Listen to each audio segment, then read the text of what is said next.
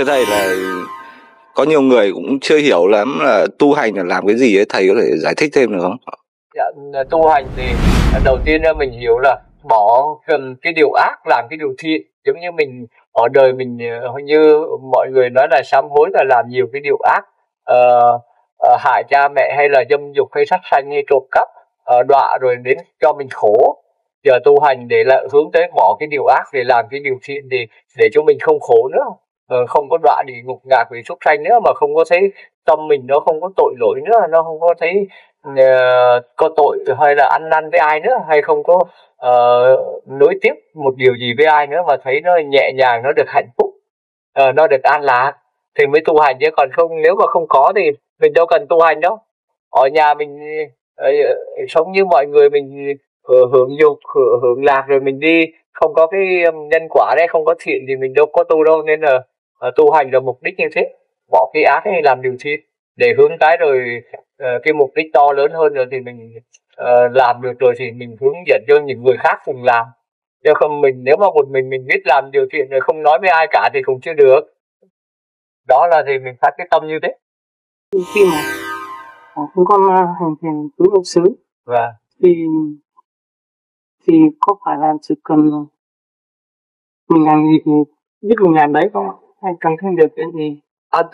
Tứ niệm xứ là khi mình quán, mình biết cái gì mình làm, biết cái gì thì đi thì mình biết đi, ngồi thì mình biết ngồi như trong kinh dạy, đứng thì biết đứng, hay là tham thì biết tham, sân thì biết sân. Rồi khi mình biết như thế rồi tư duy tới từ bỏ, từ bỏ cái tham này, chứ không phải biết rồi cứ để đó thì nó không được.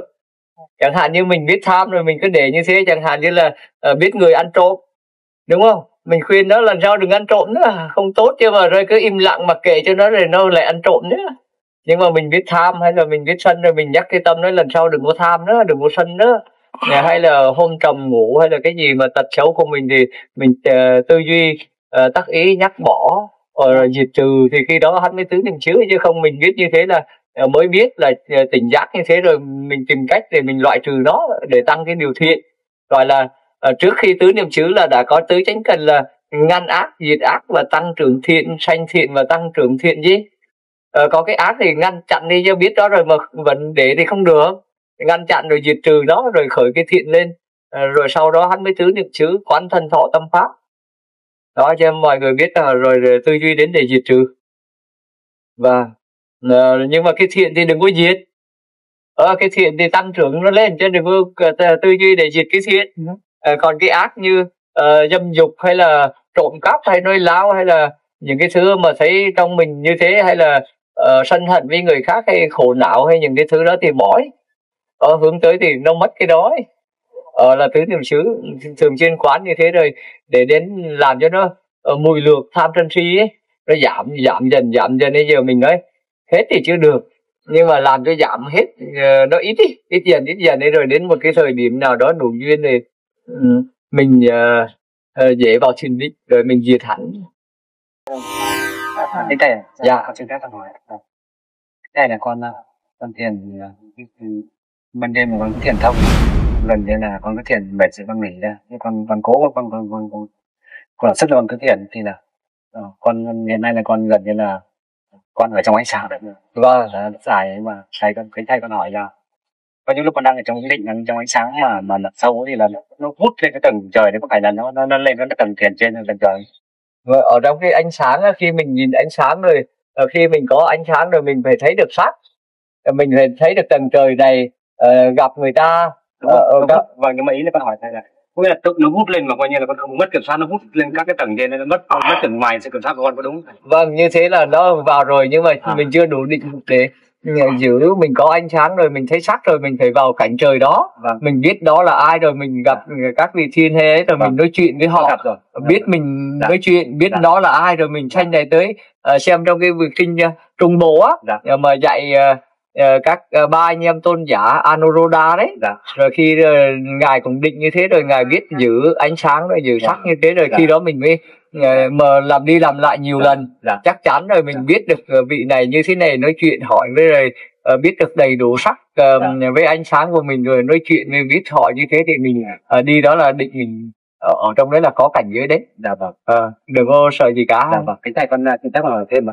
Cái này con hỏi cái đêm Đức Phật xuất gia vừa rồi, cái đêm gần đây nhất, cái đêm Đức Phật xuất gia này là con ra cái đồi ở trước cái thiền viện, trong con nó có ngồi con thiền này mà trong cái lúc thiền trong định sâu lắm ạ. Vâng, thì con cái tác ý như này, con cái nghĩ mà mình cứ thiền mãi như này thì không biết giải thoát là cái gì. Con tự tác ý mà con mới tự tác ý cái trong sâu thẳm của con bảo là bây giờ là con giải thoát chỉ có thể là mình chết tại đây luôn, xin chết tại đây luôn, mà mình không còn cái gợn gì nữa.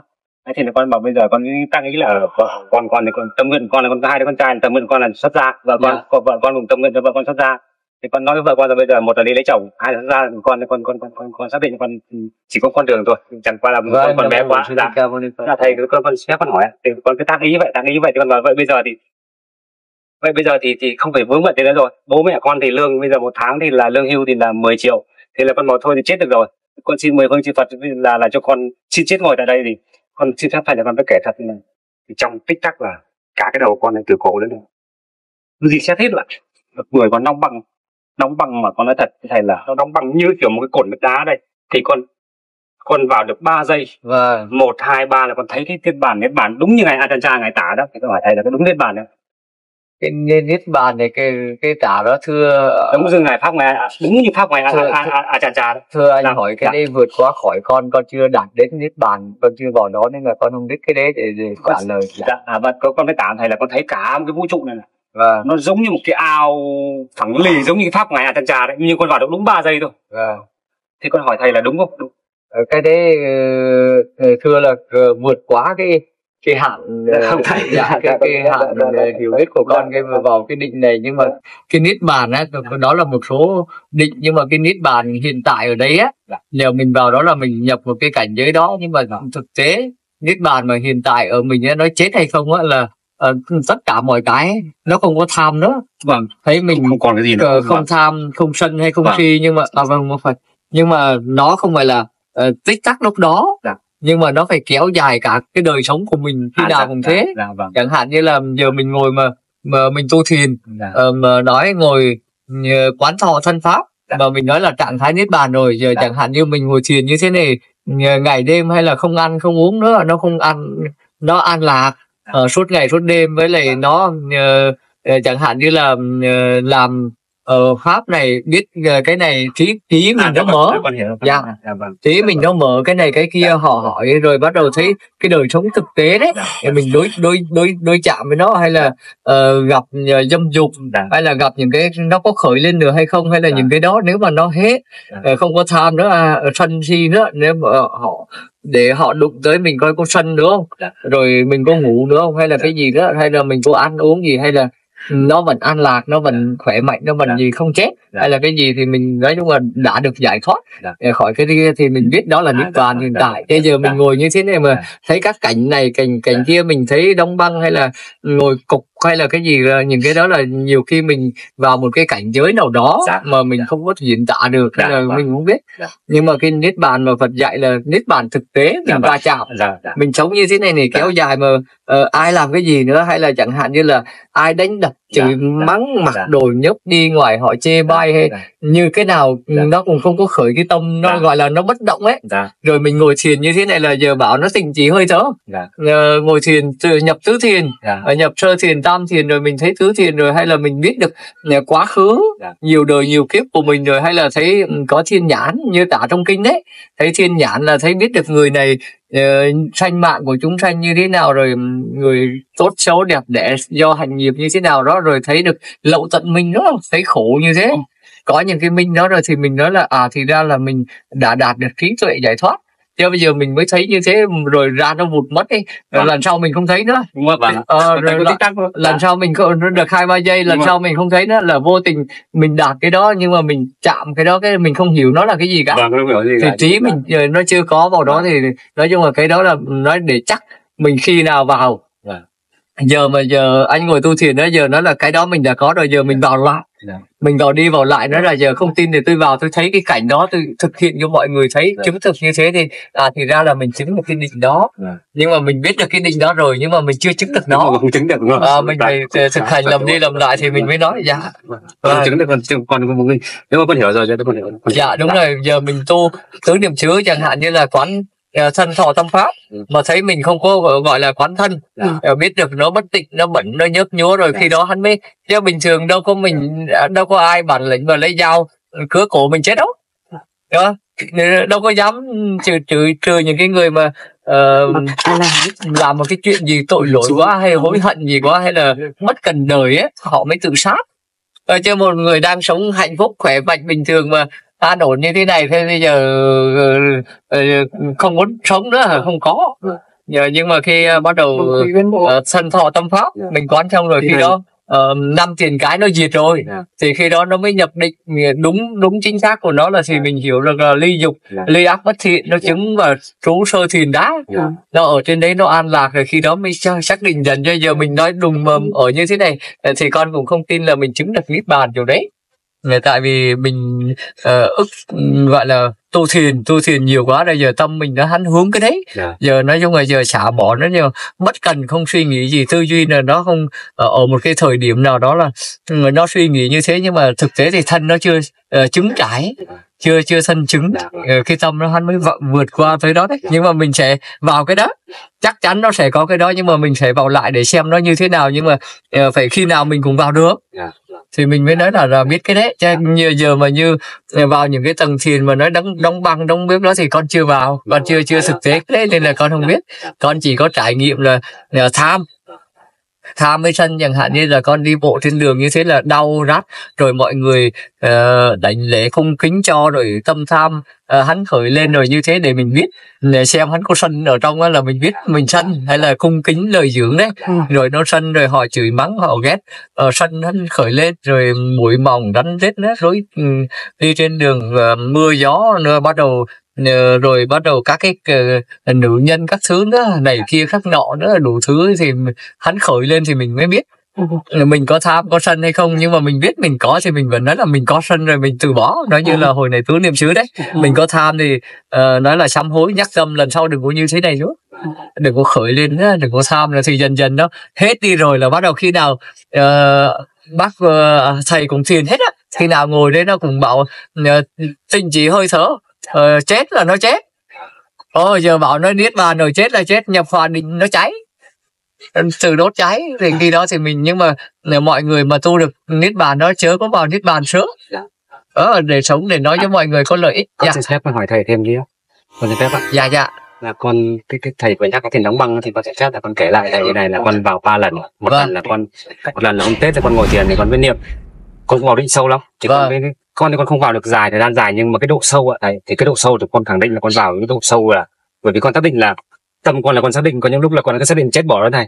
Và con xin phép thì là vì con buông như thế cho nên là con vào rất sâu, thì con mới niệm, con mới nghĩ đến ngày thích Quảng Đức đó thầy. Thì còn với cái cảm niệm cái ân đức của ngài là muốn tại sao mà ngài làm được như thế, thì con cứ cảm niệm mãi thì tự nhiên là con có cảm giác cũng 3 giây như thế, có nghĩa là cái thân con như này nó bỏ luôn cái thân con ngồi sang bên cạnh này luôn này. Từ 3 giây thầy, cái cảm giác con nói thật với thầy là nó không trên đời nó cũng không tả được. Thì đây là thầy, thì con với một lần cũng có đêm Đức Phật xuất ra, thì là sau cái đêm hôm đấy thì là con về cái gốc xoan này con ngồi thì cũng được, nhưng mà đây là khoảng 5 giây, có nghĩa là cái xác con ngồi đây là coi như là bỏ cái xác ra đây, con đóng bằng, nó giống như kiểu là cái cục nước bằng cái xác con này, con thấy con ngồi bên cạnh này nữa. Nó xuất hồn đây, xuất hồn. Mình xuất hồn nó ra cái thân là coi như là khúc gỗ vô dụng trên đường, nó coi một cục bình thường đó. Nhưng mà cái xuất hồn này á là cái này á là có cái định đó, chứ không phải là có cái định đó do mình niệm Phật hay là tu một cái con niệm Phật thường xuyên 24. Đúng rồi, tu một cái pháp môn niệm Phật hay là một cái gì đó giờ nó tương tục. Nó tương tục lâu dài rồi, nó đặt cái niềm tin đấy, đặt cái niềm tin cuộc đó, giờ cái năng lực niệm Phật đó nó phát khởi ở trong tâm ấy. Nhưng mà giờ mình chưa, giống như mà mình đang làm một người chưa đủ phước làm vua mà cho mình ngồi lên làm vua là mình không điều chỉnh được, mình sợ hay là họ quỳ lại mình ở dưới là bắt đầu mình nhìn thấy cái cảnh đó là mình chưa gặp là mình sợ hãi. tại vì mà mình phải bình tĩnh dần dần, mình tiếp tục mình niệm Phật để cho nó tương tục lâu dài, thì khi nào hắn cũng đừng có gián đoạn, thì cái pháp môn niệm Phật đó hắn mới thành tựu cho mình. Với lại phát khởi như ở trong kinh niệm Phật mà dạy ấy, là phải làm phát khởi 10 cái tâm thù thắng. Phải biết tín tâm đấy, rồi phát khởi cái thâm trọng tâm đấy, rồi hồi hướng tâm và phát nguyện tâm ấy, rồi xả ly tâm, rồi an ổn tâm, rồi đà ly. Ở trong kinh niệm Phật dạy ấy thì mình làm như thế, rồi giữ đừng có để nó mất, thì khi đó là mình mới thành tựu được pháp môn niệm Phật đấy. Bây giờ mình đột nhiên nó vào cái rồi mình không biết 3 lần hay nhiều lần, mình giờ cố tìm lại không được đó. Vâng, đúng không? Cố tìm lại không được, nhưng mà giờ do mình là nó gián đoạn. Thế con xin phép con hỏi là cái đấy nó có phải là một cái nấc thang cao không, hay là vâng, cái nấc thang cao để mình khi mình mình vào mình tu rồi dần dần á, khi mỗi lần mình vào định cái mình nghĩ cái diệt, đừng có nghĩ tới tham sân si nữa, từ bỏ cuộc sống thế gian, nhập vào cảnh giới định, thì nó vào cái cảnh giới định nhờ cái pháp môn niệm Phật đấy.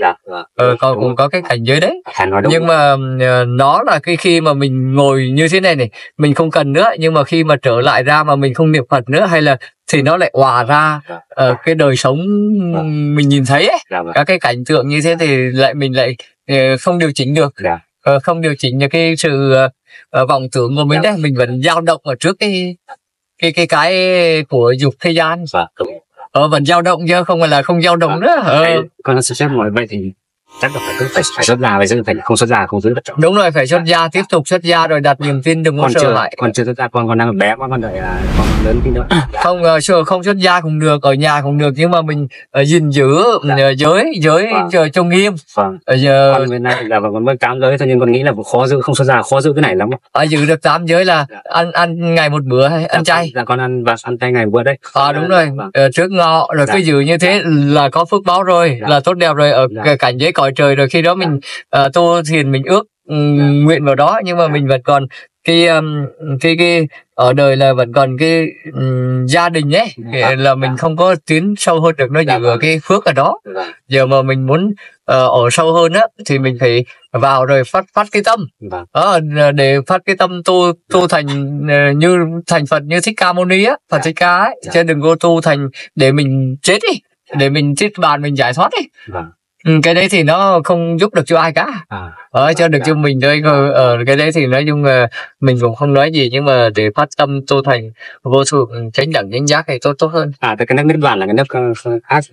Niết bàn là cuối cùng, nhưng mà mình nó có một cái niết bàn ở đó, nhưng mà mình không có chấp vào niết bàn. Mình cũng không có sợ. Mình cũng chẳng hạn như là thầy tu được rồi, thầy cũng không có sợ cái cảnh thế gian này nữa, cũng không có sợ cảnh gia đình nữa. Mình ở trong gia đình, mình xuất gia mà đừng có nghĩ là nó cản trở mình không tu thiền được. Mình ở với vợ với con như thế, mình thương như thế, nhưng mà mình không có mình khuyên vợ con hành tu thiền, rồi giữ giới, đừng có lung tung mấy cái chuyện kia nữa. Giống như mà ở trong gia đình đó, nhưng mà nó không ảnh hưởng mình, không cản trở, rồi giúp cho họ, thì mình ở trong đấy mình vẫn thành tựu. Nếu mà sợ nó khó cái là đụng chạm, va chạm rồi mình không giữ được, rồi mình lại thất bại. Không phải giữ lần này là phải giữ quyết đấy. Phát nguyện trước Phật. Phát nguyện rồi mình giữ kiên trì cho lâu dài, rồi niệm Phật thường xuyên, đừng có để nó gián đoạn. Ước nguyện mà chắc chắn sẽ thành tựu được định, tất cả các định giữ giới. Mà muốn như thế là giới cho chắc chắn. Nếu mà giới khuyết mẻ là định không được. Nó bám chặt ở trên giới. Có giới thì có định thì có tuệ, từ tiên tuệ rồi hắn thấy hắn biết. Đó là chỗ đấy. Dạ, Nam Mô Di Đà Phật, Nam Mô Bổn Sư Thích Ca Mâu Ni Phật. Bạch Sư, con có đọc trong kinh thì để làm được dòng thánh đầu tiên thì phải loại bỏ được thân kiến, hoài nghi giới cấp thủ, nhưng con có đọc chưa thể hiểu được. Sư có thể giải thích cho con được không? Vâng, thân kiến là cho sắc là 5 uẩn đấy, là tôi, là của tôi, chẳng hạn như chấp thân này, hay là cái thân kiến ấy là mắt, hay là sắc thọ tưởng, hay thức này là tôi, là của tôi, là ở trong từ ngã đấy, cho làm ngã. Là cho mình là như thế này là đúng, không có ai ấy nữa.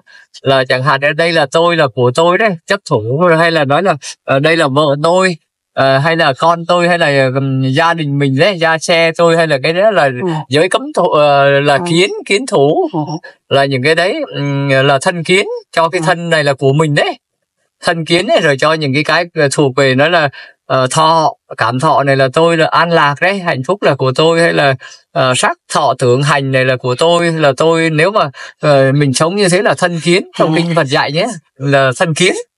Còn thức ý nghĩ mình hay là những cái của mình ấy là chấp, đây là tôi, là của tôi ấy, là ở trong từ ngã là thân kiến. Chứ mình nghĩ như thế gọi là chấp năm uẩn này là thân kiến, đó là thân kiến. Còn giới cấm thủ, giới cấm thủ là những cái giới cấm mà không phải là Phật dạy mà tự cho mình đó, hay là một ai đó bày cho một thầy nào đó, hay là tự mình đặt ra nói là như thế này là giới của mình đấy.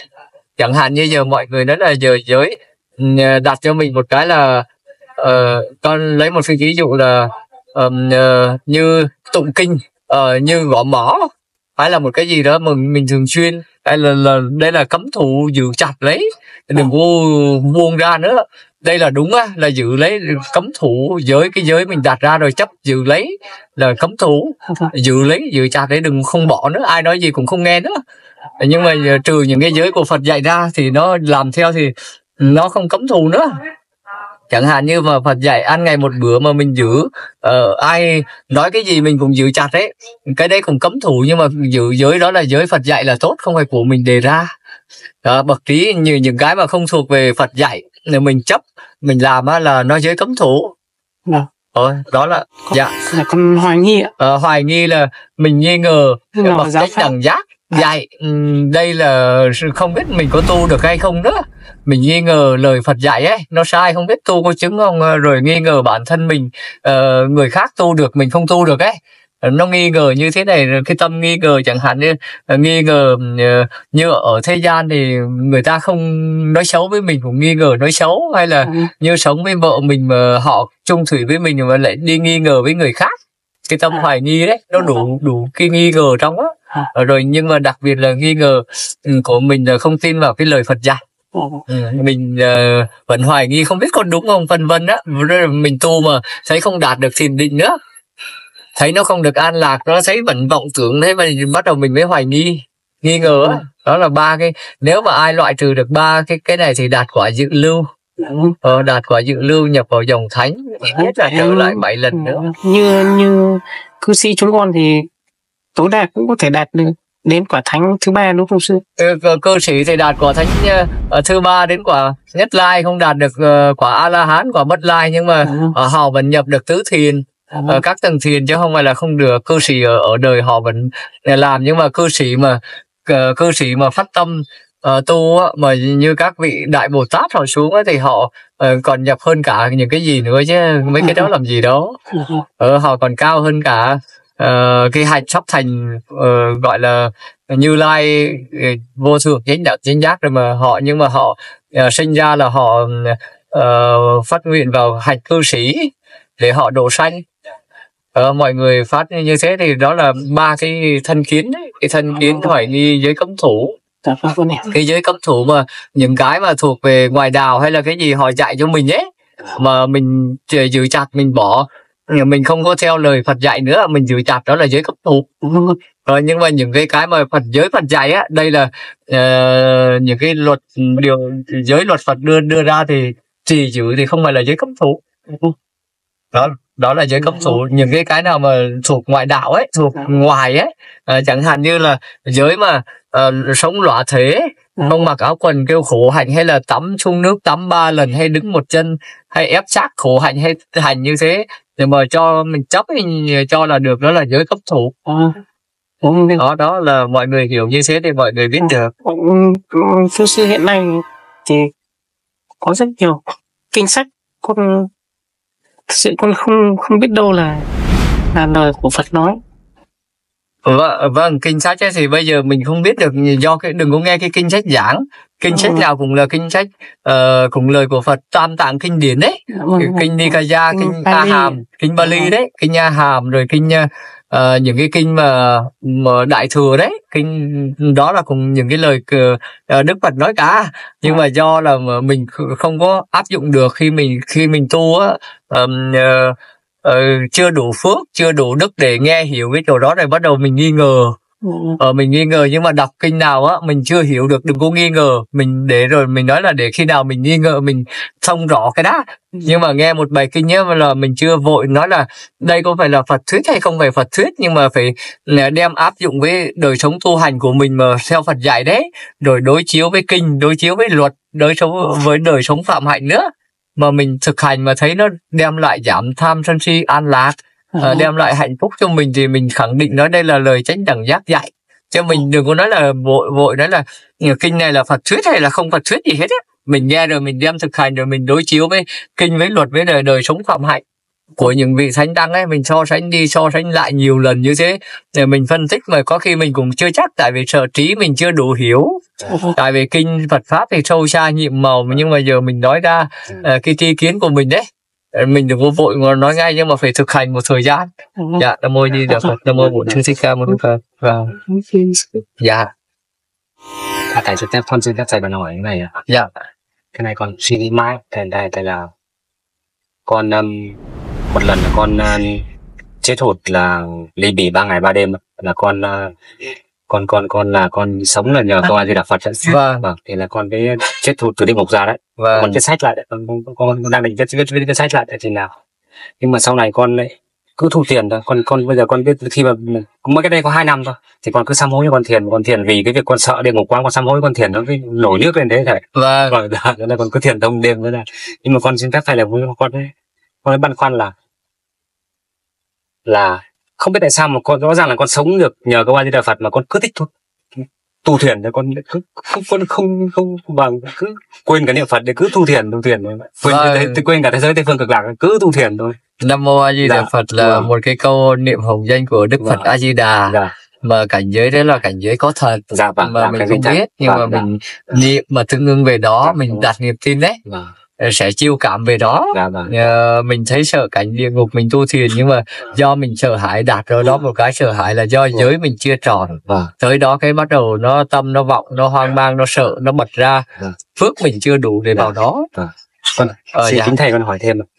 Bây giờ cái tâm nguyện của con là cuối đời là con vẫn cứ sinh về Tây phương cực lạc, nhưng mà con vẫn cứ tu thiền này. Con hỏi thầy là dùng cái phước tu thiền để mình tác phước về cái Tây phương nó có hợp lý với nó có là một không? Nguyện đem công đức này hướng đến Tây phương cực lạc, nó là một thầy nhỉ? Vâng, thành về đó đem hết tất cả công đức. Dạ, Nam mô Di Đà Phật.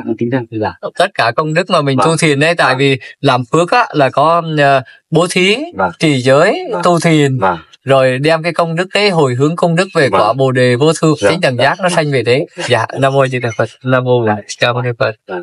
Đó là như thế, nhưng mà do là tu thiền niệm Phật nó nhiều quá, sợ hãi rồi, giờ chỉ có biết buông bỏ, không còn một cái gì nữa. Nhưng mà do mình thời gian ngắn quá, chưa có trải nghiệm thực tế, với này mình giới của mình không bị lủng. Giới của mình bị lủng mà chẳng hạn như giờ mình kiến thức không đủ, mà giờ họ cho mình giờ học lớp 1, lớp 2 không có gì, mà họ phong mình lên làm các cái chức công việc mà trình độ mình không có đấy, rồi mình không mang, mình không biết đâu cả. Là nó như thế. Nhưng mà mình thì nói chung là họ không có ai nữa, họ bắt mình vào đó, nhưng mà giờ mình thấy hoang mang không biết. Nhưng mà dần mình cải thiện rồi mình sẽ đáp ứng cái đó, thì mình tiếp tục đừng có sợ nữa, rồi bổ sung giới cho đầy đủ, rồi sau này mình ra vào cái đó nó bình thường. Dạ. Nam mô A Di Đà Phật, Nam mô A Di Đà Phật. Thưa thầy, thì con có một cái trải nghiệm con không biết là gọi xuất hồn hay là con mơ. Thì có cái hôm đấy là con nghĩa là hôm con đi làm về, con mơ là nghĩa là cái hồn của con nó liều cái xác mà đi xa ra khỏi trái đất, và xuyên qua rất nhiều các cái thiên hà, và đến cái cuối cùng là con lúc đấy là con cũng chả biết nữa, nhưng mà đến cái vùng sáng cuối cùng thì là con nhìn thấy là có chư Phật, có các vị A La Hán, có hào quang, thì con và các ngài thì đang được bao quanh bởi sinh cũng như là cái hào quang của Đức Phật tỏa ra. Họ đang xuất pháp ở đó. Dạ vâng ạ. Thì con lúc đến con đến được đấy thì con như là con bị cấm khẩu ấy. thì con cũng chả nói được cái gì mà con chỉ khóc thôi, và con cứ dần dần con tiến lại gần thì con thấy là Đức Phật rất lớn, Vâng, to lớn. dạ rất to lớn á, và ngày rất là sáng. Nhưng mà khi mà con phát cái tâm nguyện của con là con muốn ở lại đó thì con lại bị đẩy ngược lại về.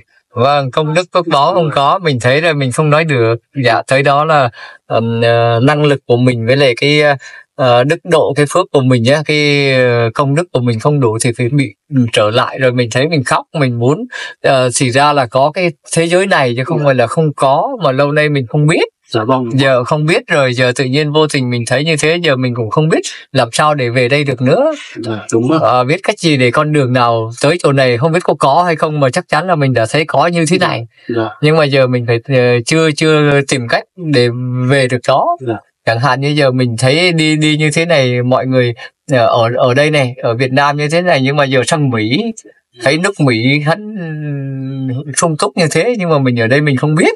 Giờ mình phải làm sao để như thế. Giờ mình muốn về đó, nhưng mà giờ muốn nói cũng không được, kêu cũng không được, nhưng mà họ hộ niệm cho mình cũng không được. Thấy biết như thế rồi, nhưng mà đã như thế là họ đã chiêu cảm mình về đó, là họ biết như tạo cho mình cái niềm tin là có cái đó rồi. Giờ mình về mình quyết mình tìm cách đó là làm như thế nào để về được có cõi này. Đó là một quốc độ của một vị Phật nào đó, có các Phật, chư Phật, rồi các ở đó thì vị Phật thì nó cao lớn hơn những vị khác, to lớn, hào quang sáng hơn, rồi ngồi thuyết pháp cho những cái vị hào quang đó là A-la-hán, đệ tử của ngài đấy.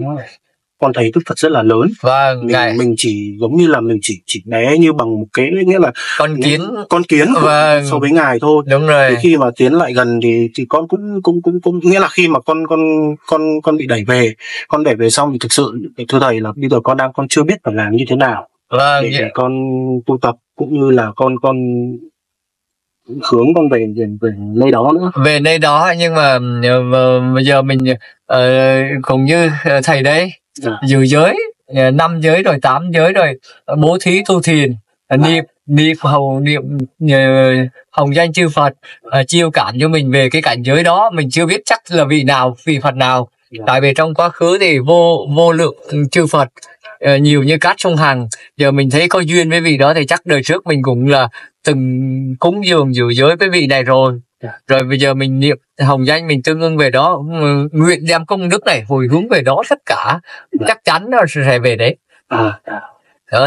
Bố thí có được công đức nào hồi hướng về vô thượng chánh đẳng giác, tu về đó, hộ niệm cho con về đó. Rồi giữ giới, trì giới được thì cũng hồi hướng công đức này, nguyện đem công đức này hồi hướng đến quả Bồ đề vô thượng chánh đẳng chánh giác. Rồi tu thiền đấy, cũng nguyện đem cái này thì đem về đó, hắn tập trung về đó cả. Mình kiên trì, mình giữ giới, mình tu hành. Dạ. Thưa thầy là nhà con có con rồi ạ. Vâng. Con cũng có bố mẹ, thì con cũng nên làm những thứ nào thưa thầy? Có bố mẹ thì phải thường xuyên đảnh lễ cúng dường bố mẹ. Nếu mà mình có sức khỏe hay chăm nom cho bố mẹ cả vật chất lẫn tinh thần, hướng dẫn cho con, dạy dỗ cho con ăn học bình thường, rồi hướng cho đến đời sống tu hành Phật, hướng đến lòng điều thiện. Cha mẹ cũng thế. Rồi đặt cái niềm tin là có cái này, thường xuyên tu cho họ, bổ dưỡng cái tâm tin vào Phật pháp của họ, rồi họ làm cái điều thiện, rồi vô ấy đó, chuyên tâm sống đời sống niệm Phật, ước nguyện như theo của mình đang làm đấy, như thế nào rồi hướng dẫn họ về đấy, rồi hướng cho cha mẹ làm cái điều thiện, như thế là mình cũng thành tựu. Dạ, rồi mình phát nguyện đó là nếu mà mọi người chưa làm được thì yên tâm, đợi cho mình khi thành đạo vô thượng chánh đẳng giác, mình sẽ độ cho họ ở chỗ nào cũng được, mình đến. Dạ, cảm ơn chị, cảm ơn. Thưa sư, dạ, tâm con là cũng đang có rất nhiều nghi ngờ. Tại vì con ngày xưa con có nghe, con thì lần đầu tiên con biết tới Phật pháp, thì từ đó trở đi là con luôn luôn muốn theo nguyên thủy nguyên gốc như Đức Phật đã dạy. Bên đó các sư thì bảo, bên Đại thừa không đúng, bên Đại thừa thì lại bảo như này. Con đang rất bị nghi ngờ như thế. Mọi người đừng có nghi ngờ là tiểu thừa hay Đại thừa. Nhưng mà mọi người mà muốn tu được tiểu thừa, đại thừa là phải vượt qua tiểu thừa. Giờ trong tiểu thừa mà mình chưa làm được, đừng có nói tu đại thừa. Đại thừa là nó cao hơn tiểu thừa. Mọi người phải suy nghĩ là tiểu thừa là nó giống như mà lớp 1 vậy á, lớp 5 vậy á. Đại thừa là cấp 3 vậy á. Nhưng mà mình chưa học qua cấp 1 á thì lấy đâu đòi học cấp 3 được. Chẳng hạn như giờ mình nói là tu theo đại thừa, giờ tiểu thừa mình làm không được thì đại thừa cái gì? Mình nói là đại thừa là tu theo đại thừa là thành tu đạo vô thượng chánh đẳng chánh giác, phải không? Tiểu thừa là tu thanh văn A La Hán gì nữa, rồi Bích Chi Phật. Nhưng mà giờ mình A La Hán Bích Chi Phật của mình cũng chưa làm được thì làm sao mà mình đại thừa được? Nhưng mà khi mà mình muốn tu đại thừa là mình phải đạt được trình độ A La Hán rồi, đạt được trình độ Bích Chi Phật rồi, nhưng mà mình không chấp, mình không nhận, mình không có chấp thủ, gọi là giới cấm thủ vào đó, mình vượt qua hai cảnh giới đó thì mình là đại thừa. Mình sẵn sàng nhập niết bàn nhưng mà mình không vào niết bàn, mình ở lại để độ chúng sanh, để cầu quả cao hơn thì đó là đại thừa.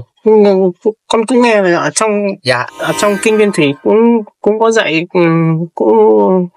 cũng nói về tiền thân của Đức Phật ngài. Bây giờ muốn phát nguyện thành chánh đẳng giác thì cũng tu 20 A Tăng kỳ kiếp. Vâng, nhiều A Tăng kỳ kiếp không cần cân tâm, mình đừng có nghĩ nó là bao nhiêu A Tăng kỳ. Mình nói là cứ sanh tu khi nào thành thôi, chứ A Tăng kỳ mình nghĩ làm gì, khi đó là mình cầu bất đắc khổ.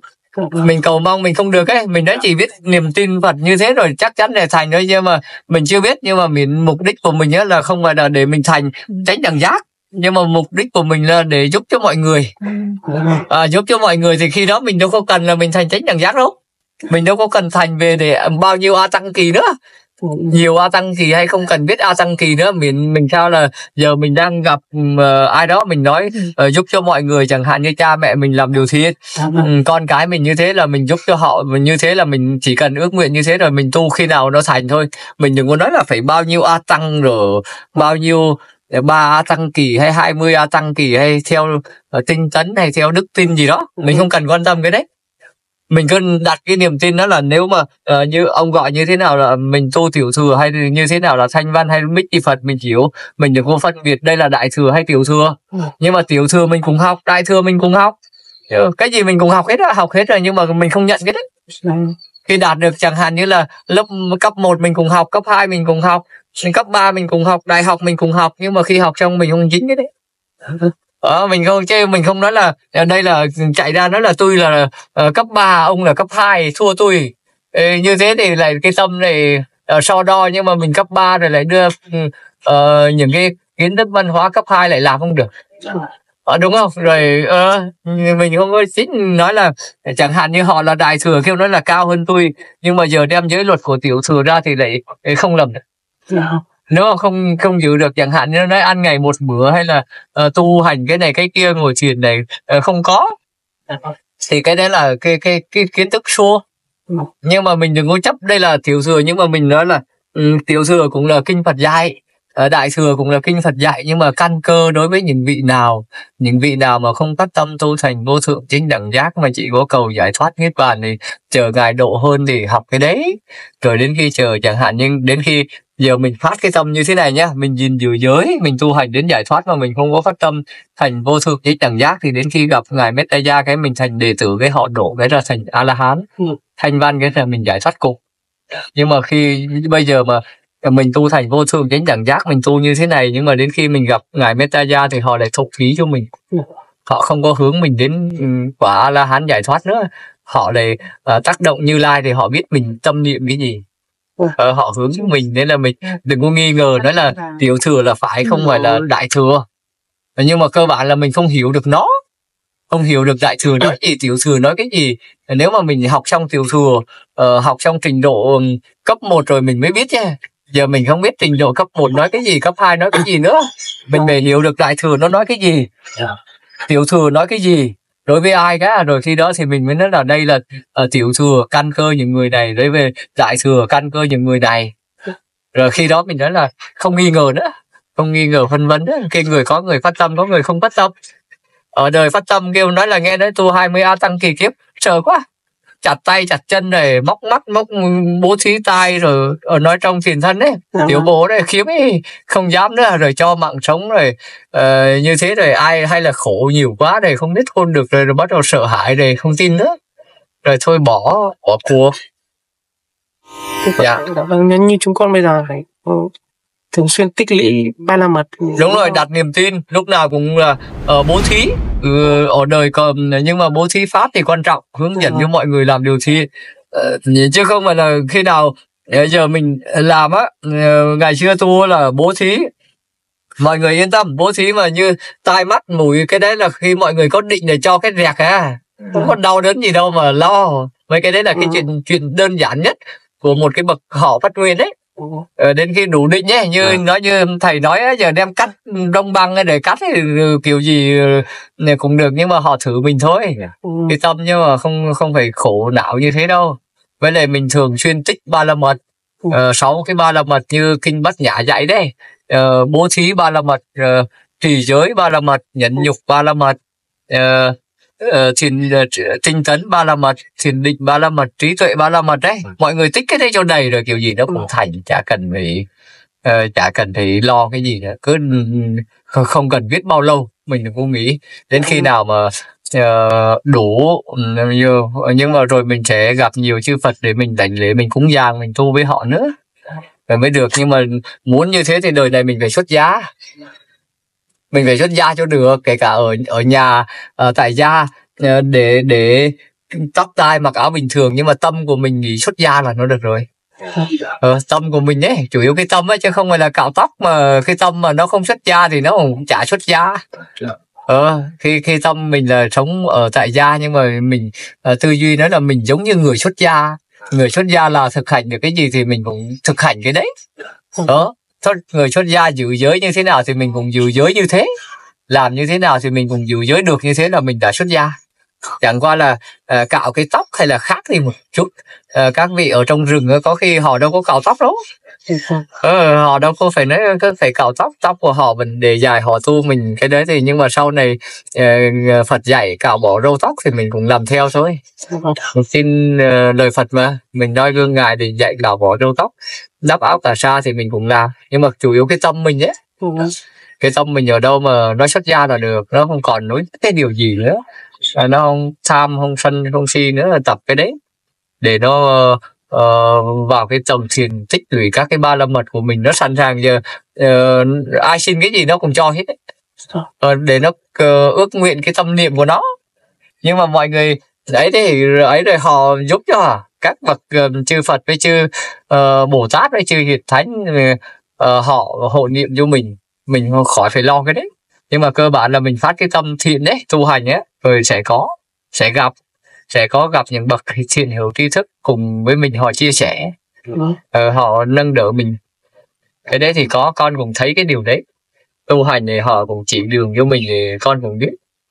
Chứ mình tự nhiên mình không biết được giữ giới rồi phát tâm như thế này, đi như thế này để họ hộ trì, họ hộ niệm, họ hướng dẫn. Nhiều khi mình sai đường lạc lối thì họ giúp cho mình. Có đấy, chứ không phải là không có. Đúng không? Nam mô Di Đà Phật, Nam mô Di Đà Phật. Thì con xin sám hối tất cả các tội lỗi của con từ vô thủy kiếp thế này, trộm cắp, tà dâm dục, rồi sát sinh hại vật, bắt yếu bố mẹ, chết hại bố mẹ gì tiếp. Con xin sám hối chút thầy. Nam mô Bổn Sư Thích Ca Mâu Ni, hãy sám hối cái Phật pháp tăng. Lúc nào cũng sám hối cái Phật pháp tăng, con cũng sám hối cái Phật pháp tăng, cùng tu hành, cùng phát nguyện, cùng gìn giữ, mọi người cùng gìn giữ giới luật đấy, chắc chắn để sám hối được trong tội lỗi của mình, rồi sẽ đem lại lợi ích cho họ, cho mọi người. Xin Đà Phật, bạch thầy là ví dụ như là kiếp này mình được sinh vào một gia đình này là mình không thể nào chọn được, đúng không ạ thầy? Tức là kiếp trước là mình làm những cái việc như thế nên là kiếp này mình mới sinh được vào cõi này và được đầu thai vào ngôi nhà này. Nhưng mà trong cái hoàn cảnh, trong cái gia đình đấy thì nó luôn bị, tức là bố thì bị khắc bệnh hoặc là bị nhiều cái vấn đề khác thì nó ảnh hưởng đến cuộc sống của mình. Thì thế là Phật là bạch thầy là đó là do việc trước mình làm nó mình đã tạo hay là sao ạ? Vâng, cái này là do hạnh nghiệp của mình, nhưng mà có cả chọn được và có cả không chọn được. có theo hạnh nguyện, theo người ta tu hành đủ công đức á, thì người ta muốn sinh vào nhà nào là cái tâm cái người đó. Nhưng mà những cái người mà làm ác, không có công đức, sát sanh, trộm cắp á, hay là đấy, thì chắc chắn này ai đâu muốn chọn địa ngục đâu, tự hắn sanh vào đấy. Hay là ai đâu muốn sanh vào nhà quét rác, đốt hốt phân đâu. Nhưng mà do khi nghiệp của mình không đủ thì khi nó giận thì mình không có quyền được lựa chọn nữa, nó chạy vào đấy, bắt buộc giống như đi tù á. Di Đà Phật. Dạ. Tức là lúc đấy là mình cũng phải trả nghiệp do đúng rồi, mình đã gây ra từ nhiều kiếp, nhiều đời, nhiều kiếp ạ. Đúng rồi, mình ứng có duyên tương ứng với về đó hắn về đó. Dạ, chẳng hạn như là mình làm tích được công đức nhiều, khi đó mình đủ như mình đủ đạt cái công đức niết bàn đấy. Dạ, mình không cần mình chọn nhà nào thì tự mình chọn nhé. Dạ, mình muốn sinh vào làm vua thì mình chọn, còn không sinh thôi là do cái người đó có tu hành có công đức thì họ có quyền chọn. Còn những cái người làm ác không có công đức thì tự hắn theo nhân quả, theo hạnh nghiệp hắn đi theo luân hồi đó, mình không có quyền lựa chọn. Bây giờ kêu nói là sanh vào súc sinh, giờ tôi không muốn. Sanh vào địa ngục ngạ quỷ không có, hắn bắt vào đó. Giống như giờ mình ở nhà đi giết người rồi kêu tôi không muốn vào tù, không có, công an hắn bắt vào đó nhốt thì trống, mình đâu có chọn được. Nhưng mà mình không có làm cái điều vi phạm pháp luật thì mình chọn mình muốn làm cái gì ở đời mình làm chứ, đúng không? Mình muốn chọn làm việc gì mình làm cũng giống như thế. Nhưng mà giờ mình đã phạm tội rồi, giờ mình muốn chọn ở đời công việc mình đâu chọn được nữa, họ bắt mình đi, họ ép mình vào đó. Giờ mình do mình hạnh nghiệp của mình đấy, không tu hành được, năm giới không giữ được thì chắc chắn đọa, thì đã đọa thì mình không có quyền chọn nữa. Nhưng mà nếu mà mình tu hành mà mình sanh thiên được, mình muốn sanh vào gia đình mẹ này để mình độ thì phát nguyện tâm thì mình vẫn sanh vào được chứ. Do cái tâm nguyện của mình đấy, do cũng có thể chọn mà có thể không chọn. Ở trong trường hợp nó có cả chọn mà cả không, hay là kể cả không cần chọn cũng chẳng chọn gì, tự hắn vào, tự theo nghiệp, tự theo nghiệp hắn dắt dẫn, nghiệp lực hắn dắt dẫn. Nhưng mà khi mà một cái người đủ tỉnh giác ấy thì nhập thai là họ biết, giống như mà bậc chánh đẳng giác ấy, khi nhập thai họ biết nhập thai, khi ở trong thai họ cũng biết, khi ra họ cũng biết, nó họ tỉnh giác như thế thì họ mới chọn được. Họ trước khi sanh họ đã chọn mẹ mình là ai, cha mình là ai rồi. Nhưng mà chỉ có những người mê mờ không biết cái gì cả, không có công đức, tham sân si che thì hắn bắt mình theo nghiệp, hắn dẫn đi thôi, dẫn mình làm cho mình sai trái. Chẳng hạn như theo nghiệp khác rồi bị rủ rê, chẳng hạn như mình bình thường tốt đẹp không có cái gì, theo người uống rượu, anh cứ dụ dỗ mình uống rượu rồi thành quen đấy, đúng không? Hay là những cái đi theo những cái người mà mình đang tốt, mình một người con cha mẹ hiền lành, tự nhiên đi theo mấy người lêu lỏng chích hút cái ghiền, hắn nghiệp hắn chắc dẫn đấy. Do mình đâu có chọn được, hay là gặp những sâu chuối mình làm những cái điều không tốt á, đó là nhưng mà mình có đức hạnh hay cái gì thì hắn không dắt mình được. Mình biết thì mình có con đường quyết định của mình, nhưng mà do mình không đủ công đức rồi bị hắn kéo mình theo nghiệp lực á. Nên là mọi người biết là giờ ta quyết định, mà muốn quyết định được như thế thì mình phải sống theo lời Phật dạy, nghe trong kinh sách á, rồi mình tinh tấn, mình tu hành thì chắc chắn là mình chọn được cái con đường của mình. Giờ chết nói là đọa địa ngục, chắc chắn tôi nói tôi không đọa địa ngục, tôi giữ giới, tôi thiền định, tu thiền giữ giới, tôi làm thiện bố thí, tinh tấn tu hành, khi nào cũng siêng năng, không làm ác với ai, chả đọa địa ngục được. Đúng không? Rồi lúc nào cũng hướng cho mọi người làm cái điều thiện, giữ năm giới không sát sanh, như thế thì không ai bắt mình được nữa cả đâu. Nên là mọi người mới có quyền lựa chọn được, chứ mình đừng có nghĩ nữa là không có. Nếu mà không có thì không tu, không có tu hành gì hết á, không có Phật với ma gì hết á, một chung cả. Nhưng mà nó có những cái cảnh giới đó, có cái quyết định đó, có cái giải thoát, có cái quyền tự chủ, làm chủ. Mình muốn đi tới đâu thì mình đi, không ai làm mình được, có cái quyền lực ở đó mà Phật đã dạy, gọi là làm cái chủ cái con đường mình đi, gọi là thoát khỏi sanh già bệnh chết. Muốn thoát thì thoát, muốn sống thì chết, tự do tự tại, có thiền định, có trí tuệ mình biết. Nhưng mà cơ bản là mình tu thiền để chuyển cái thức này thành trí thì nó mới được. Nhưng mà chuyển thức thành nghiệp thì hắn dắt đi làm ác cái là hắn dắt đi ngay, tham sân si cái là mình không có chọn được nữa. Cho con hỏi xem là người nhà con có một chú đó, chú chết vì ung thư, thì lúc chết thì đau đớn lắm, mà con có nghe trong kinh là mà lúc cận sinh tử mà chết thì chắc chắn sẽ đọa 4 đường ác. Con bây giờ con có cách nào để giúp chú để hồi Vâng, hướng công đức được không? dạ có.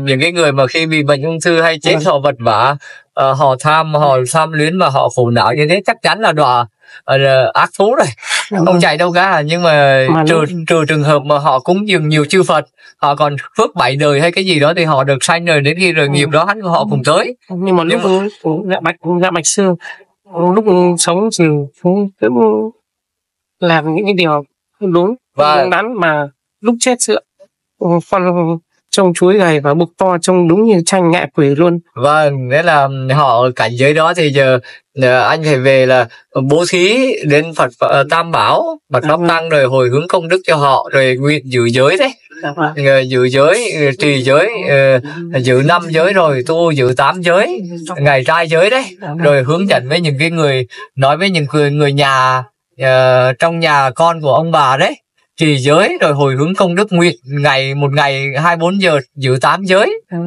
8 giới là không có sát sanh, không có trộm cắp, không có tà dâm, không có nói láo, không có uống rượu uống bia, không có tự mình hát rồi đi ca hát, rồi không có bôi tràng thư. 7 là không có đeo tràng hoa chuỗi hạt, bôi dầu thơm hương hoa. Giới thứ 8 là ăn chay ngày một bữa, giữ 24 giờ như thế, rồi có công đức hồi hướng cho họ. Họ được rồi mình phát cái tâm tu Bồ đề, tu thành vô thượng chánh đẳng giác. Nếu mà họ hãy nói họ yên tâm, khi nào mà mình thành tựu được đạo pháp, thành Phật được thì mình độ cho họ. Dạ, Nam Mô Di Đà Phật. Nam Mô Di Đà. Cho dù họ có ở địa ngục hay ngạ quỷ ở đâu á, cứ ở đó yên tâm, hãy chờ, đặt niềm tin, thì rồi khi đó mình cứu được cho mình, rồi mình cứu cho họ chứ. Nhưng mà trước mắt á, thì về làm cái điều thiện, bố thí cho ngôi Tam Bảo đây, giữ giới, hồi hướng công đức, thế là họ thoát khỏi cái khổ não đó ngay. Và Nam Mô Di Đà Phật. Di Đà Phật. Thầy là bố con thì hiện thì đang bị bệnh tâm thần, hiện thì do một vụ tai nạn thì bố con bị chấn động, thế là từ lúc đấy là bố con bị bệnh tâm thần. Để con xin hỏi thầy là vậy bây giờ thì con phải làm thế nào để con hồi hướng công đức cho bố con ạ, để cho bố con hết bệnh? Đúng là cùng hồi hướng giống như thế này, cùng bố thí cho Tam Bảo, rồi trì giới, rồi giờ ông đang bị bệnh như thế, giờ bị tai nạn, bị sốc như thế, để xem nghiệp của ông á, rồi gặp những cái người mà tu hành ấy, các cái thầy tu ấy mà họ có giới đức ấy, bây giờ thì A La Hán không gặp, nhưng mà gặp những cái vị đó rồi kêu họ bố thí cái đồ ăn khất thực, hay là cái y áo, hay là cái gì mà liên quan đến họ cần đấy, cho họ, rồi dần dần nhiều ấy, rồi tự nhiên họ có phước ấy, rồi dần họ chuyển cái nghiệp ác ấy thành cái nghiệp thiện ấy, rồi họ hết đi. Vâng, thật là thật. Vậy ví dụ mà con làm được nhiều việc thiện thì con xin hồi hướng công đức ấy cho bố con có được không? Vâng, hồi hướng được, giúp cho họ lành bệnh, nguyện cái này cái kia, họ sống được an lành, an lạc, hạnh phúc lâu dài, đều được hết. Dạ. Thì tức là những cái lúc mà con làm như thế là con hồi hướng luôn. Vâng, hồi hướng cho họ, nhưng mà hồi hướng rồi cho họ được sống hạnh phúc an lạc ấy, rồi dần dần công đức của mình có đấy, rồi nó thành tựu mà mình không có là nó không được đâu. Mình giữ làm được. Dạ. Dạ, Nam Mô Di Đà Phật. Nam Mô giữ chẳng hạn như là cái ông bố đó mà có người bệnh như thế, mà trong nhà người con, người vợ, hay là toàn bộ dòng tộc ấy mà giữ được ngày trai giới, hồi hướng công đức này, một thời gian này ông đấy cũng khỏi. Nhưng mà cái đấy khó. Ngày trai giới là như thế nào thầy? Ngày giữ 8 giới như hồi nãy con đó là ngày nào mà mình giữ được 24 giờ á, là mình phải nói trước cái ngày đó là mình chắp tay mình quỳ xuống, hay là trước kim thân Phật ấy, hay là những cái chỗ bậc thánh đó, thì mình quỳ xuống, mình nói tên con là cái gì, những người đó nguyện ngày đấy giữ trai giới, giữ 8 giới, 8 phần trai giới trọn vẹn, rồi có công đức hồi hướng cho cái người đấy. Càng đông người thì nó càng mạnh, chứ không phải là đi cúng, không phải là mời thầy. Tự mình làm được á, rồi tự mình nói cho mọi, mà càng những người ở trong gia đình dòng tộc á thì nó càng hiệu quả. Chứ một mình thì cũng không mạnh, vợ con hay tất cả con cháu, nhưng mà cái đấy thì nói chung là càng nhiều lần, một lần chưa được thì nhiều ngày, nhưng mà ngày nào thực hành thì phải nói, phải phát nguyện, rồi tự 24 giờ tự nó hết. Vâng, Nam Mô A Di Đà Phật. Vâng. sư có mệt không ạ? Dạ không, mọi người cứ hỏi vừa hữu duyên. Hữu duyên thì có cái chuyện gì thì con cùng chia sẻ. Nam mô A Di Đà Phật ạ. Con Dạ. thầy ạ, bố con thì cũng giống người nhà của bạn này ạ. Vâng. Bố con bị ung thư. Lúc bố con mất thì bố con đau lắm. Thì con cũng bán nguyện ăn chay trường là 1 năm rồi ạ. Rồi 1 năm nay còn là chay trường. Thì nhưng mà mẹ con với em trai con thì lại không tin về những cái đấy ạ. Con Vâng. không nói được mẹ con với em con. Thì lúc trước là bố mẹ con còn nấu rượu, thì con cũng biết là nấu rượu là một trong những nghiệp ác. Nó gây ra nó là giờ cũng là gián tiếp và cũng là trực tiếp gây ra những vụ tai nạn, rồi cũng đánh nhau các kiểu giết người. Thì con cũng nói với mẹ con rất là nhiều lần là mẹ đừng nấu rượu nữa. Nhưng mà được một thời gian bố con mất thì của mẹ con lại nấu lại. Vâng, nghiệp của họ. Cái rượu thì khuyên họ mà nên bỏ, đừng nấu làm cái điều chi. Cái việc đừng có liên quan đến rượu với thì những cái việc ác đó. Rồi giờ thì mình đùng một cái mà đòi đức của mình để chuyển cho họ thì không được. Con nói nhiều nhưng mà Vâng. mẹ con với em con cũng không nghe ạ. Mình cũng đừng có buồn chí, mình kiên trì tất cả mọi cái là đừng có nản chí, mà không được thì nghĩ nghiệp của họ là tất cả. Đức Phật nói là con ta đâu, tài sản ta đâu, tự ta không có, con ta đâu, tài sản đâu. Nếu mà nói họ không nghe thì thôi mình đi lo mình tu hành tốt đẹp với cho mình đã, chứ giờ mình chưa cứu được mình thì đi cứu ai. Mình trước mắt mình nỗ lực cho mình xong xuôi rồi đủ đức độ đây. Mà họ khuyên họ rồi, họ không nghe rồi, nhưng mà mình vẫn không có ghét bỏ họ. Rồi cứ nói là mọi người cứ như thế, chờ mình khi nào tu thành có công đức. Rồi mình nói họ đừng có lo. Mà mình đâm ra khi mà mình muốn giúp cho họ mà mình không giúp được rồi mình lại đau khổ ấy. Rồi mình phiền não ấy. Mà mình bỏ, chẳng hạn như giờ như con ở nhà cũng không có duyên để nói với cha mẹ, thì con nói là thôi giờ chưa đủ duyên, con đi tu cho con đã. Tất cả đều cha mẹ là bình đẳng, cứ sống như thế, hồi hướng công đức, ước nguyện cho họ được hạnh phúc. Nếu mà đời này mà họ còn cái chỗ nào đọa ác thì mình xuống đó mình độ cho họ, mình chả phải ở kè với họ hay nói họ có được hay không nữa. Mình đừng có lo cái đấy, nhưng mà mình vẫn bố thí, mình trì giới, mình tu thiền, rồi có công đức ấy, thì mình ước nguyện cho họ, rồi gặp họ thì nói với họ đó. Nhưng mà họ chưa làm được thì mình cũng đừng có buồn khổ. Đến một cái đời điểm mà mình đủ đức ấy, mình chuyển cho họ. Chứ chỉ có như thế thôi, chứ không có cái kiểu gì được nữa. Giờ nghiệp của họ như thế, giờ bảo họ dứt ngay đâu được. Mà không dứt được rồi thì mình lại buồn khổ, đúng không? Rồi là mình không cần đó. Giờ mà mình cũng chả phải cúng bái gì nữa. Giờ họ đâu có phải là họ giờ có cho họ tiền bạc nhiều, họ cũng như thế. Họ cũng nấu rượu cái nghiệp họ, và họ làm ác như thế rồi kiểu gì rồi họ cũng đọa ấy, vào cái cõi ác thì. Nhưng mà mình biết như thế rồi, mình cũng không buồn khổ mà tiếp tục làm cái điều thiện. Mình chưa nói được là như nước mình chưa đủ. Tại vì con ngày xưa ở nhà có người em cùng bán rượu, nấu rượu ấy, kêu nên đầu tư cái lò nấu rượu này hết 100 triệu. Vì cơm áo ấy phải nấu để bán này thôi, đừng có làm ác nữa. 100 triệu hay không bằng đọa ác.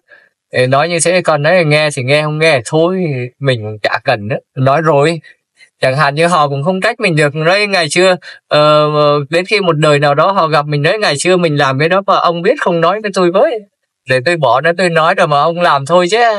Mình cũng chấp đắm gì, nó là chẳng qua là nhân quả. Gặp gỡ cha mẹ bà con cũng là nghiệp chiêu cảm nên như thế. Mình cũng tham sân si thì mình cũng không có khổ não. Nhưng mà rồi họ cũng bỏ, họ không làm nữa, họ vẫn thế. Thì cái đó thì họ mình quyết mình tu hành ấy, thì mình nói họ nghe thì họ làm được. Chứ giờ ai mới bỏ ra tiền như thế mà kêu bỏ đâu được. Rồi cũng thấy chuyển, nhưng mà khi chuyển hay không thì mình cũng chả, vì thấy họ chuyển mà mình vui mừng, hay là họ không làm mà mình cũng buồn khổ.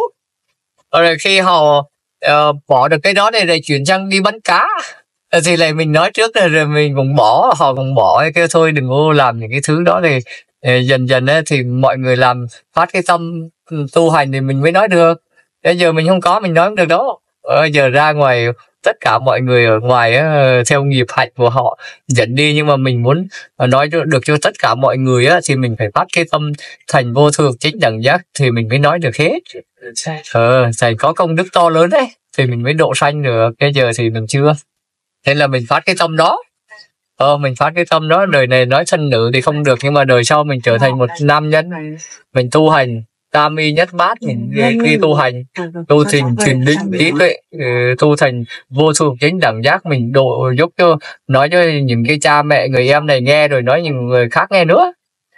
Đó là cái tốt đẹp, nhưng mà cũng nói họ không nghe cũng đừng có buồn khổ mà mình tiếp tục nữa, mà cũng đừng có sợ nói là một đời này đâu, nhiều nữa. Nói đời này mình chưa nói được, chờ đó đời sau. Họ không chạy khơi đâu khỏi trong luân hồi đâu. Mà cũng nói là cũng không phải một đời này là hết, vẫn còn đó cái ác ăn vật chắc á. Nên là chẳng hạn như giờ mình cha mẹ như thế rồi, cha mẹ cũng mất đi rồi, cùng ở đó rồi mình cũng gặp lại họ, không chạy được. Mình khi mình tu thành có trí ấy, có nhãn rồi, họ ở đâu mình cũng tới được. Chẳng hạn như đời này mọi người quyết tu, mọi người nhập thiền định, vào như Moggallana đấy, một kiền liên đấy, biết mẹ mình ở đâu họ tới ấy chứ. Nhưng mà mình phải đạt được cái cảnh giới đó, thiền định đó, thì mình mới vào, thì biết cha mẹ mình hay ông bà mình ở đâu, thì mình biết cách mình làm công đức, mình hồi hướng cho họ, báo hiếu cho họ, thì họ thoát khỏi thì được rồi mà. Chứ đâu có sợ là mỗi đời này đâu. Dạ, Nam Mô Di Đà Phật, Nam Mô Di Đà Phật. Thầy, bố con thì thường đi uống rượu nhiều, ngày nào cũng uống, và thường thì bố con rất là, nghĩa là tâm bố con thì tốt nhưng mà lại rất là ác khẩu, nghĩa là khi mà càng uống rượu vào rồi, khi mà say thì là càng ác khẩu, và có những là rất là hay làm tổn thương đến gia đình mọi người. Nhưng mà tâm cũng rất là tốt, thì con có cần làm gì để thứ nhất là để cho bố con hiểu ra được và bớt đi được cái sự ác khẩu cũng như là cái bia rượu đi. Vâng, mình hiểu, mình tu hành rồi, mình thường nghe cái lời Phật dạy rồi, nó cái tác hại đây, uống bia rượu rồi, như hồi nãy công đức của mình có rồi mình nói, nhưng mà mình muốn mình phải làm được. Mình là tu hành ở nhà, mình ăn chay, mình giữ giới, mình tu hành được, họ nói bỏ rượu ấy, đừng uống nữa, rồi bắt đầu mình nói là uống rượu này rất là tác hại, đầy đủ lỗi được mọi người rồi, xảy ra cái này cái kia, rồi vợ chồng cãi nhau, rồi đánh đập, rồi nói ác khẩu chỗ này chỗ kia, rồi ngu si, rồi nói lung tung á, này nọ, rồi dần dần họ mới nghe, họ mới tỉnh.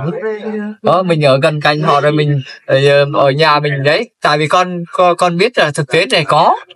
Tại vì như ngày xưa con nói một số ai đó không nghe, nhưng mà sau khi con tu hành ấy, con giữ giới thì con ấy là tự nhiên nói họ nghe. Họ nghe thì mình làm được cái điều đó, cái đó thì mình nói được họ nghe, rồi tự mình chuyển, gọi là chuyển dần dần, chuyển rồi phân tích những cái tác hại đó, rồi mình khuyên họ không những cái đó mà còn cái khác nữa. Còn kéo cái đức độ của mình dẫn cho họ vào những cái thiện khác nữa, không phải cái rượu, chẳng hạn như những cái ác độc khác như 5 triền cái, mình cũng hướng cho họ tu hành giữ giới được, làm cái điều trị. Thì dùng cái đức độ của mình đó, dùng cái thực hành mà mình thấy, chứ không giờ con đi như thế này mọi người không tin. Chẳng hạn như giờ con nói con thực hành tam y nhất bát, con đi con ăn ngày bữa, ăn chay, con đi tu hành bộ hành, con sống ở nghỉ địa, ở gốc cây, ở nhà, nhưng mà mọi người đi theo thấy thì chả có ông này đâu, có phải như thế, mọi người đâu có tin nữa. Đó, nhưng mà làm một thời gian như thế rồi có thực tế nó như thế. Như mọi người cứ đi theo quay phim rồi ấy, cùng nói con là như thế, con không phải là nói láo nói dối gì, thì họ mới tin chứ. Họ mới tin, nhưng mà thấy không phải như thế, cái là họ không tin nữa, mà mình nói họ không nghe nữa. Mà tự nhiên là ở trong tâm á, không phải đâu, không phải là mình có thật rồi nói, nhưng mà có một cái lực khiến ở đâu á, khiến ở đâu họ chạy nghe, chứ không phải kể cả giờ con mà không thực hành làm được như thế, kể cả cô đi ở ngoài mọi người cũng không hỏi đâu. Kể cả những thầy sư ở ngoài á, đi cũng áo vàng đầu trọc, cũng đi ngoài họ không chạy tới đâu. Nhưng mà mình phải thực hành, có cái đó, có chẳng hạn như là có cái đức, có cái tâm ở bên trong á, thì khi đó mới ấy được, chứ không phải dễ gì. Mọi người là giỏi lắm, con người mình là cái tâm á, ở đời á, kể cả người không có tiền họ cũng biết, có tiền họ cũng biết, đúng không? Ra những cái người bình thường họ không tu gì mà ra mà ở đời đấy, nói là không có tiền mà ra ăn quỵt họ cũng biết, trong túi như thế nào họ cũng biết cái tâm đó hết à. Thật hay không thật đấy. họ cũng biết, nhưng mà có điều họ nghi ngờ một chút thôi. Nhưng mà họ ở bên một thời gian này họ biết thầy nói không nghe nữa. Nhưng mà mình thành tựu như thế rồi, tự nhiên nó khí ở đâu rồi khi có cái lực á, có cái duyên gì đó rồi nói họ nghe hết á, chuyển. Dạ, Nam Mô Di Đà Phật, Nam Mô Di Đà Phật. Rồi con đọc trong kinh thì Phật không dạy ăn chay ăn mặn thì con nên làm như nào? Vậy con ăn chay thì có tốt hơn ăn mặn hay là như nào? Trong kinh Phật dạy ăn chay chứ, trong kinh Lăng Già Phật dạy ăn chay với lại không có sát sanh. Từ cái giới không sát sanh, nhưng mà đa số là ngày xưa là một số người tu hành Phật thì rất là từ bi, thấy ăn chay rồi chưa được rồi họ nói chung đi ai cho cái gì ăn đấy để cho nó an lạc, thì những cái người mà căn cơ ăn chay chưa được hay cái gì gặp cái gì họ dùng thì cứ kệ họ, Phật cũng cho. Nhưng mà ăn chay thì tốt đẹp hơn chứ, tại vì con ăn mặn là nó khởi dục. Ăn những cái thứ mà nhiều đạm á, mọi người không tin thì thử hành mà xem, ăn đạm vào á là nó khởi dục. Nếu mà ở trong mình mà không có dục là không tu được. Chẳng hạn như nếu mà tu mà không có dục mà thái giám là nói rồi tôi hết dâm dục rồi tu hành không có. Nhưng mà có nó mình tu rồi ăn thịt bò, ăn cá ăn vào là nó khởi dục cái trong mình không được. Nhưng mà ăn chay thì nó không có, nó ít.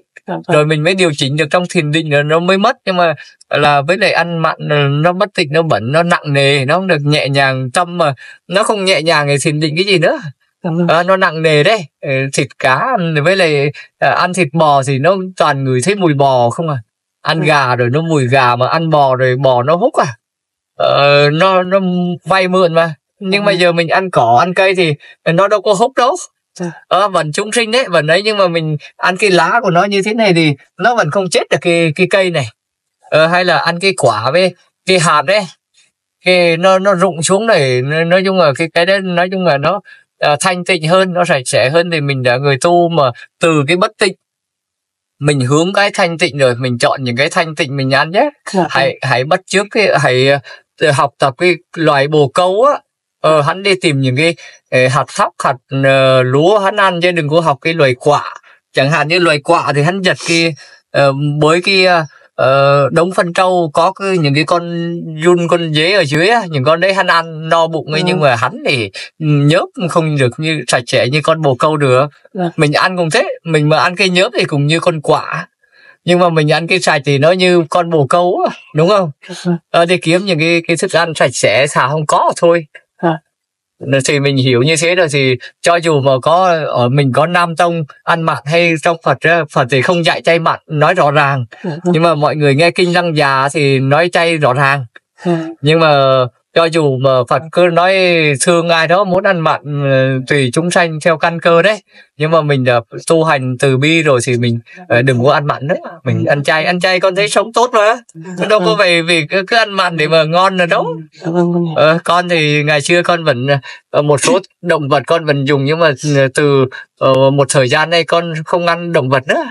Như sữa bò con không uống nữa. Ngày xưa thì mình nói là sữa bò thì không có liên quan đến sát sanh, lấy cái sữa. Nhưng mà giờ thì con thấy khi mình còn dùng sữa bò, mấy con bò nó cứ nhìn mình nó hung hãn quá, nó vẫn còn uống đồ của nó thấy gớm quá, bất tịnh thấy này nọ này kia. Thôi con nói thôi bữa nay con không uống nữa, đừng có hút con nữa. Thì mình tránh ấy, thì tự nhiên hắn cùng từ bi với mình không vay mượn nó. Chẳng hạn như giờ con bò nó có sữa để cho con nó bú như bò sữa thì không có nuôi con. Nhưng mà nó cũng liên quan đến cái thức ăn của nó. Hắn sợ mình uống sữa hắn ấy. Rồi hắn như thế. Ngày xưa trong kinh các vị A-la-hán đấy, người ta cũng thịt hổ đấy, ăn ấy rồi vào trong rừng ngồi thiền rồi hổ hắn ăn ấy. Rồi Phật cấm là không được ăn thịt hổ, mà ăn thịt sư tử rồi bị sư tử ăn. Giờ mình ăn thịt chó thì bị chó cắn, ăn thịt trâu ăn thì bị nhân quả đấy à, ăn rắn thì bị rắn cắn, rồi thì mình thôi bị nhân quả đó mình không ăn đó. Nên là ăn chay thì tốt đẹp, hướng tới thiện can hơn. Còn ai ăn mặn thì mặc kệ họ, mình cũng không nói là đúng là sai. Nhưng mà ai mà hỏi con thì con cũng nói như thế, tại vì con là con ăn chay. Tại vì ở trong đấy con cũng ở chung với các sư ăn mặn, nhưng mà họ ăn mặn thì kệ họ, nhưng mà mình không nói đúng sai. Họ muốn ăn thì họ ăn thịt cá, ai cho họ nhiều thì họ cứ ăn, còn không ăn thì thôi. Còn như mình thì mình ăn chay, còn ai nghe ăn chay thì nghe ăn chay, còn không thôi. Muốn ăn mặn, còn họ vay mượn thì mặc kệ họ, nhân quả của họ. Mình cũng nói rồi, theo nghiệp mà giờ chẳng hạn như giờ cha mình bắn rượu mà mình nói rồi, mình khuyên rồi cái điều ác, nhưng mà họ không nghe thì cứ bán ấy. Rồi nghiệp quả thì nhân quả luân hồi thì họ chịu lấy. Nhưng mà ăn chay thì tốt đẹp, con cũng ăn chay thì con cũng nói như thế. Vâng, Nam mô Di Đà Phật, Nam mô Bổn Sư Thích Ca Mâu Ni Phật. Con thầy thầy làm con cũng ăn chay theo trường được 1 năm nay rồi, thì con cũng sống cùng với bố mẹ với chồng con ấy ạ. Thì vì cái vấn đề con ăn chay nên là gia đình cũng nhiều khi xung đột. Bố mẹ con lúc trước là bố con còn thì bố con cũng không muốn con ăn chay, và hiện tại như thế mẹ con cũng vậy, và chồng con cũng thế ạ. Là vợ chồng rất hay xảy ra mâu thuẫn vì là người ăn chay và người ăn mặn. Vâng. Thì thầy giúp con là con nên làm thế nào ạ? Đúng rồi, cái khi mà mình không cùng với họ nữa, hay là mình không hùa theo họ nữa, hay là ăn mặn nữa, mình tự nhiên mình khác thì họ không đồng ý đâu. Nhưng mà mình kiên quyết, mình kiên trì, rồi dần dần một người có phước ấy, họ nghe dần rồi họ ủng hộ mình, rồi sẽ ủng hộ. Nhưng mà mình phải kiên trì lâu dài thì mới thắng được. Nhưng mà khi mà mình đã chay rồi, lập nghiệp rồi, nhưng mà làm thấy họ không vui nữa, mình lại thôi mình lại trái ngược với họ, rồi mình lại thất bại, mình lại không giúp được nữa, mình cũng đi theo họ nữa. Nhưng mà mình đã quyết ăn chay rồi, đó là chết có họ không vui hay không mặc kệ họ, rồi chết thì giờ đời này chồng mẹ con đó, rồi chết đọa địa ngục cả, tôi không đọa địa ngục nữa. Nhưng mà khi đời này là cha mẹ con như thế, nhưng mà khi hết đời này cái nó khác ấy, nó thành ra khác cái đời giờ họ đọa, rồi mình cũng được giải thoát do mình thiện nghiệp của mình đấy, mình sanh được lại làm người, nhưng mà họ lại đọa địa ngục. Như thế thì mình kiên quyết cho mình đấy, nếu mà độ được cho họ thì chuyển cho họ ăn chay, nhưng mà cũng không vì thế mà làm cho mình ăn mặn theo họ được, làm theo tán thán cái điều ác, ăn sát sanh ăn mặn đấy. Mình kiên trì, còn họ đồng ý hay không đồng ý thì thôi. Nhưng mà tất cả mọi cái là do duyên nhân quả, mình cũng không vì như thế mà níu kéo được nữa. Mình tu hành thì mình tu hành, sớm muộn gì rồi cũng chết. Chồng con, vợ con hay cái gì rồi một vài chục năm nữa rồi cũng bỏ mạng, cũng chết rồi, đi theo nghiệp, rồi mang cái nghiệp ác đi. Vợ chồng cũng khuyên răn cho họ như thế, rồi mình cũng kiên quyết, rồi mình tu hành thì rồi theo cái đường tu hành. Bây giờ mình cũng tham đắm níu kéo làm gì nữa, ái biệt ly khổ, oán tầng hồi khổ, nỗi khổ như thế rồi mình chả cần gì nữa. Giờ như con á, đi 7-8 năm con đâu có về đâu, không có về nhà cha mẹ gì, mặc kệ họ duyên. Nhưng mà con đi như thế này, xin họ xuất gia rồi con phát nguyện tu hành ấy để con trả ơn sinh thành với dưỡng dục cho họ. Con không muốn nợ họ nữa, giúp cho họ để trả không còn cái gì nữa. Con hiểu được cái nguyên lý trong đó, mọi người yên tâm. Ngủ ấm xí thành khổ, họ cho mình cái khổ, nhưng mà từ cái khổ này, cái thân này mình mang đi và mình mượn, mình tham dục, đó là họ còn ưa thích. Chẳng hạn như giờ mọi người mà, cha mẹ mọi người mà cho mọi người một cái món đồ mà mọi người mà cảm thấy quý mến ấy, ưa thích cất đặt ấy, là người cha người mẹ đó là thấy nói là người này bị mình giữ lấy. Nhưng mà hỏi cô cho món đồ quý cỡ nào đi chăng nữa mà mình vứt đó, mình coi như mình chả cần chết cái gì, thì họ cũng nói là ở cái người con này mình không có trói giữ được hắn, đúng không? Như cái thân này đấy cho mình mà mình đâu có nối tiếc gì đâu, mình đâu có nhờ họ để mà cảm ơn họ rồi lại họ đâu, hay là cái gì với họ nữa. Thì họ đấy thì ra là mình mang nặng đẻ đau, nhưng mà khổ hắn chả cần, đúng không? Thì mình đâu có quý dữ, mình mượn mình tu hành rồi mình mượn nhờ họ có cái thân mình tu hành rồi mình giải thoát, rồi mình nói cái họ cũng đừng có quý giá cái thân này nữa, khổ bệnh trước sau gì rồi cùng chết, bệnh chết đau khổ nữa, thân này bệnh lên bệnh xuống, đúng không? Mũi cắn này chịu không được, đau lên đói thì lại không có ăn nữa, khi nào cũng lo khổ, đi làm lên làm xuống, lúc nào tâm cũng phiền não, hại người ta, làm vô điều xấu ác. Đi thì nhiều khi ở đời dâm loạn nữa, lung tung cả lên, rồi mất hiếu với cha mẹ nữa, trong tâm nó không trai gì đấy, nó đau khổ lắm. Nhưng mà giờ cho mình cái đấy rồi mình gây ra cái đó, rồi mình nói là cái này là cái quý hay cái không quý đây. Đó là nhờ họ mà mình có mang cái thân này rồi đi làm ác. đúng không, gây ra bao nhiêu thứ rất là tội lỗi mà giúp họ cũng không được nữa. Mà họ lại nói là nhờ họ mình mới có cái thân, mà nhờ cái thân này lại đi làm ác nữa, đúng không, giết sát sanh rồi trộm cắp rồi nói láo rồi làm đủ thứ trên đời ấy, là cũng do nó cả, cũng do thân cả, đúng không? Nhưng mà nhờ cái thân này rồi mình làm thiện thì mình chuyển đi, mình ơn đức với họ. Dạ, Nam Mô Di Đà Phật. Có chiếc này còn chụp được vậy? Được rồi nhỉ. Nam Mô Di Đà Phật. Nam Mô Di Đà Phật. Có cây uống nước. Vâng, được rồi, có nước rồi nhỉ. Mọi người hoan hỷ, hạnh phúc là được nhỉ. Con mời thầy. Dạ có rồi, uống cũng vừa thôi chứ, uống đủ thôi chứ khi nào cũng uống đâu được. Khát rồi mình uống chứ. Thấy dạ thầy mấy nước. khi cơ thể mình cần mình uống, chứ nó không cần thì mình lại uống rồi lại đi tiểu đại tiện này. Dạ, mọi người nói như thế là uống rồi nhỉ, chứ đâu có phải uống này lại nữa. Nói chung là mình đủ rồi. Dạ, Nam Mô Di Đà Phật. Nam Mô Di Đà Phật. Mọi người hạnh phúc nhỉ. Nam Mô Di Đà Phật. Rồi thầy ơi, hạnh phúc lắm thầy ơi. Không biết là con tu bao nhiêu kiếp rồi thầy ạ? Đây là cũng tu rồi đấy thầy ạ. Vâng. Con tu rồi cả đấy thầy ạ. Vâng, đúng rồi con. Là con cùng tu rồi với cả thầy đấy. Dạ, đúng rồi, những cái người có duyên tu rồi, con cũng tu rồi mới đủ duyên mới gặp, chứ không có phải tự nhiên có duyên gặp được đâu. Những cái vị mà con nói là bậc Như Lai chánh đẳng giác ấy, những cái người bình thường kém đức không bao giờ gần được họ. Ở xa xa những cái vị chư thiên, những cái vị có công đức ấy họ bày quanh ấy, không có thời gian. Bạch thầy là con cũng đã từng xuất gia, nhưng mà do nghiệp chướng sâu dày con lại hoàn tục, mà con lại rất mong muốn là con lại có đầy đủ liên lành này con tiếp tục khi xuất gia. Vâng, Nam Mô Di Đà Phật. Nam Mô Di Đà Phật. Vâng, mong cho mọi người được như ý nguyện của mình. Dạ, Nam Mô Di Đà Phật. Con xin phép được chụp ảnh với thầy. Vâng, cái này thì được mà, cái này cứ chụp đâu có tốn tiền bạc gì đâu. Vâng, cứ thoải mái. Dạ, Nam Mô Di Đà Phật. Nam Mô Di Đà Phật. Được rồi nhỉ. Vâng, giờ thì con xin phép mọi người lên đường nhỉ. Hữu duyên khi nào đó thì lại gặp mọi người nhỉ. Dạ, Nam Mô Di Đà Phật. Tức là thật là thầy là con cái thầy dạng này thì cũng đừng có thầy để xin phép là nên sự về. Vâng, mọi người cứ về công việc của mình ạ. Dạ, Nam Mô Di Đà Phật.